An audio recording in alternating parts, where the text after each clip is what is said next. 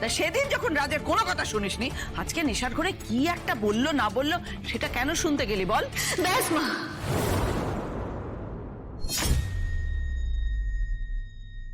অনেক হয়েছে। অনেকক্ষণ ধরে আপনি যা নয় তাই বলে যাচ্ছেন। দয়া করে একটু চুপ করুন মা। কেন করছেন, কেন বলছেন এই কথাগুলো আপনি? কেন শুধু শুধু আপনার ছেলের মনে আপনি বিষ ঢালছেন বলুন তো? আপনি কি মনে করেন আপনি সবার চালাকি ধরতে পারেন, অথচ আপনার চালাকি কেউ ধরতে পারবে না? আপনি আমাকে নিয়ে রাজের মনটা মিশিয়ে দিতে চাইছেন। আপনার লজ্জা লাগা উচিত মা। শ্রী,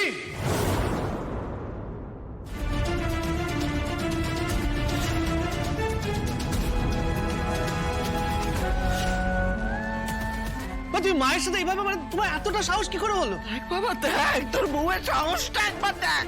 শ্রী, মা তো ভুল কিছু বলেন। হ্যাঁ মানে এটা সত্যি কথা যে কাল রাতে কি হয়েছে আমার সত্যিই মনে নেই। আরে ঠিক আছে, যুক্তির খাতিরে আমরা মেনে নিলাম যে আমি তোমাকে আটকে দিয়েছিলাম, কিন্তু তারপরেও তুমি ঘরে থাকলে কেন? তাহলে কি করতাম রাজ? তোমার শরীরের ওই অবস্থায় তোমাকে ছেড়ে রেখে চলে আসতাম?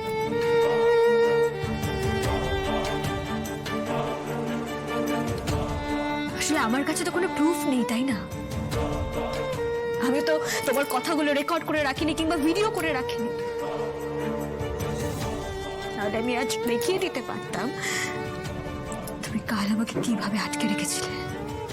ও আচ্ছা, আসলে তুমি যে আমার এত কথা শোনো সেটা আমি জানতাম না শ্রী। হাজারবার যখন বলেছিলাম যে সতীশের চাকরিটা ছেড়ে দাও ছেড়ে দাও, তখন তো আমার কথা শুনলে না।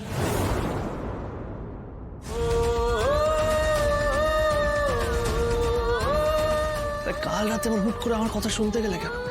দুটো বিষয় সম্পূর্ণ আলাদা রাজ, আর সেটা তুমি এবং মা গুলিয়ে ফেলছো। না শ্রী না, তুমি সেটা গুলিয়ে দিতে চাইছো।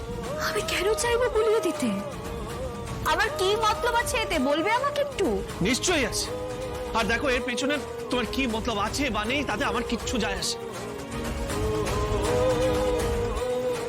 কিন্তু এর শেষ আমি দেখে ছাড়ব।